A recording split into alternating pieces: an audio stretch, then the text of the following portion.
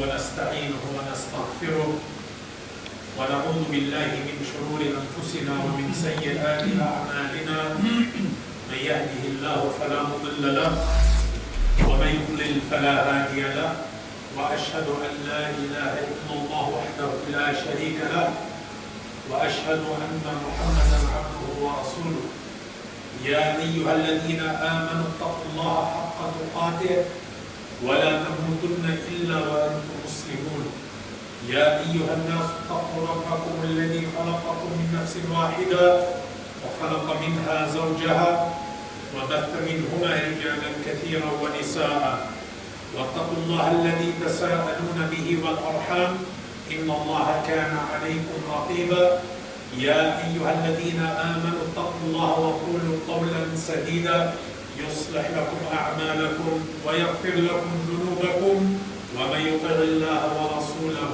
فقد فاز فوزا عظيما أما بعد فإن خير الحديث كتاب الله وخير الهدى هدى محمد صلى الله عليه وسلم وشر الأمور محدثاتها وكل محدثة بدعة وكل بدعة ضلالة وكل ضلالة في النار. After praising Allah subhanahu wa ta'ala and sending peace and blessings upon his final messenger Muhammad sallallahu alayhi wa sallam, my dearly respected brothers, there is no doubt that the believer is one who lives his life by placing Allah subhanahu wa ta'ala as his main priority in his life. And this is something which Allah Azza wa Jal has obligated upon us in order for our iman to be correct. Because the mu'min only proves himself to be a true sincere believer to Allah Azza wa Jal by placing Allah and His Messenger sallallahu alayhi wa sallam before everything. Before his family, before his wealth, before his health, before his children, before everything and everyone else. And that is why the Prophet sallallahu alayhi wa sallam in the hadith, he mentioned one of the qualities in order for a person to taste the sweetness of Iman. He said, indeed he has tasted the sweetness of Iman, the one who Allah and His Messenger are more beloved to him than everyone else.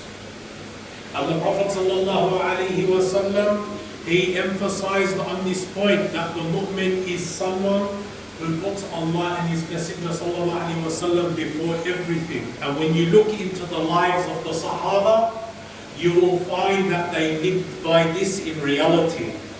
That they would give preference to the Prophet sallallahu alayhi wa sallam and to Allah Azza wa Jal's religion over everything.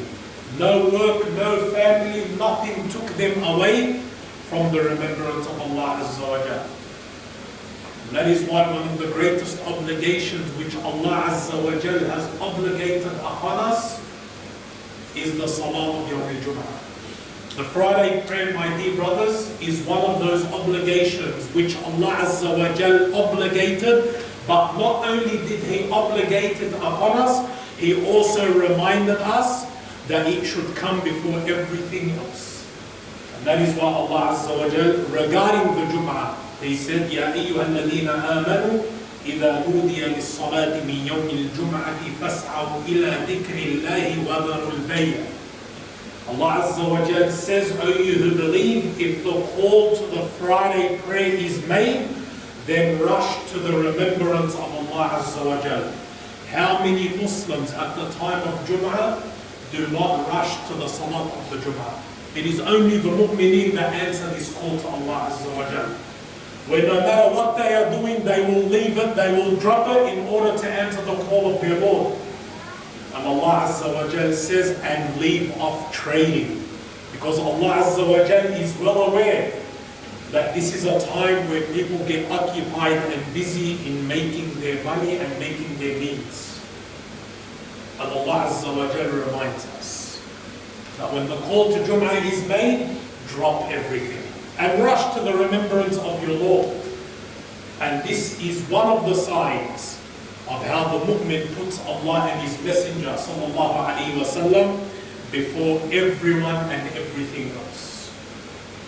And the Yawm of Jum'ah, my dear brothers, is a blessed day. It is the day of Islam. and it is a day which Allah Azza wa Jal has honored. The Prophet ﷺ said the best day on which the sun has risen is Friday. The best day on which the sun has risen is Friday. He said on Friday Adam was created alayhi salam.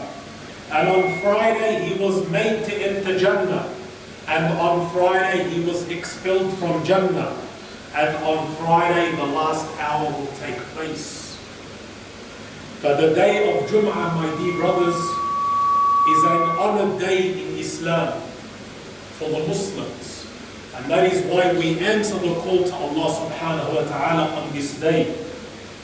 And the day of Jum'ah, since Allah has honored it, the Muslim must honor it also. Because whatever Allah has honored becomes honored to the Muslims. And that is why the Jum'ah in itself, when you attend it, it has certain manners, adab and etiquettes that the Muslim must abide by when he attends the houses of Allah subhanahu wa ta'ala. For example, he performs ghusl for the Friday prayer, which is the ritual shower. And he beautifies himself, and he uses the siwak, and he applies perfume. Because it's an honored day for Allah Azza wa Jal expects us to honor it. And that is why the Prophet sallallahu alaihi wasallam said, if the man performs ghusl on Friday and washes his head, then applies perfume and wears his best clothing, then he moves for the salah and does not separate between two men when he enters, and then he sits and listens to the imam, his sins will be forgiven from the Friday to the Friday. Such a great reward from Allah Azza wa Jal for such a small action. And that is why the Jum'ah, my dear brothers, it needs to be significant in your heart, because Allah Azza wa Jal has honored it. And that is why we perform this shower on the day of Jum'ah. Many brothers, they go to work early in the morning. Your shower for the Jum'ah can take place before you go to work. There is no harm, because the Jum'ah has entered from Thursday evening. So you apply these sunnah in your life so that you increase in the ajr, and using the siwak and wearing the best of clothing if you are able to. All of this grants you the ajr with Allah subhanahu wa ta'ala. It is also from the adab of the Jum'ah, my dear brothers, that you attend early to the masajid. Attending the Jum'ah early has its merits. The Prophet ﷺ said in the hadith, whoever takes a bath, whoever performs ghusl, then goes to the masjid early, is like the one who offered a camel in the path of Allah. And the one who comes at the second hour is like the one who offered a cow. And the one who comes at the third hour is like one who offered a ram. And he who comes at the fourth is like one who offered a chicken. And he who comes at the fifth hour is like the one who offered an egg in the path of Allah Azza wa Jal. Then the Prophet ﷺ said, and when the Imam comes out to deliver the khutbah, the angels also listen. And in another narration, they close the books and they listen. But do not miss out on this ajr. The earlier you attend the Jum'ah, the greater your reward with Allah subhanahu wa ta'ala is. And this is from the sunnah of the Prophet sallallahu alaihi wasallam. It is also from the etiquette of the Jum'ah and the masajid, my dear brothers, that when you enter the masjid for the Jum'ah or for any other reason, that you avoid stepping over the people. The Prophet sallallahu alaihi wasallam, when a man entered the masjid and he stepped over the people, the Prophet sallallahu alaihi wasallam said to him, sit down, for you have annoyed the people. Sit down, for you have annoyed the people. And from this hadith, my dear brothers, we understand that it is not only the stepping over the Muslims which is not allowed. Anything that annoys the congregation is not allowed in Islam.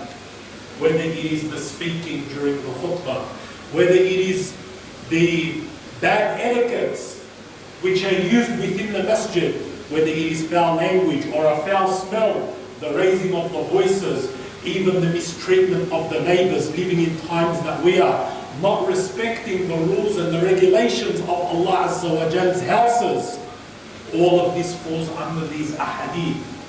And the Muslim must set an example and be an example to others and honor what Allah Azza wa Jal has honored. أقول قولي هذا وأستغفر الله لي ولكم ولسائر المسلمين من كل ذنب فاستغفروا إنه هو الغفور الرحيم. الحمد لله وحده والصلاة والسلام على من لا نبي بعده وعلى آله وصحبه ومن سن بسنته وصار على نهجه بإحسان إلى يوم الدين وسلم تسليما كثيرا أما بعد. It is also from the manners of the Jum'ah, my dear brothers, that the Muslim does not speak or become occupied while the Imam is delivering the khutbah. The Prophet ﷺ in the hadith, he said, even if you were to ask your companion to be quiet during the khutbah while the Imam is speaking, you have in fact spoken falsehood. Even if you ask your companion to be quiet, this is not permissible. And the Prophet ﷺ called it a speech of falsehood. Then what about the many brothers that we sometimes witness who are occupied in speaking or occupied in other affairs or playing on their phones, delivering SMSs or even maybe answering their phones during a khutbah? This is not allowed, my dear brothers. And remember, we honor what Allah has honored. And the Jum'ah, Allah has honored it, but we must honor it ourselves. And finally, from the Sunnah or the etiquettes of the Jum'ah, which are many, but from the ones that we have to mention, is one which our ulama said is a neglected Sunnah. Some of our scholars have called this particular Sunnah of Jum'ah a neglected Sunnah. And that is the facing of the Imam during the khutbah. And not to sit to the sides or to the back, having your back or sides to the Imam. The ulama have said this is a neglected sunnah because the Sahaba radiallahu anhum said whenever he sallallahu alayhi wa sallam would ascend the mimbar, we would face him with our faces. We would face him with our faces.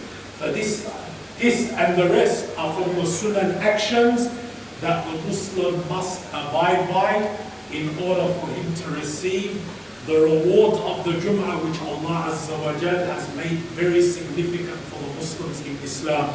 We ask Allah subhanahu wa ta'ala to accept our deeds. We ask Allah Azza wa Jal to rectify our affairs. We ask Allah Azza wa Jal to grant us the ability to worship Him correctly.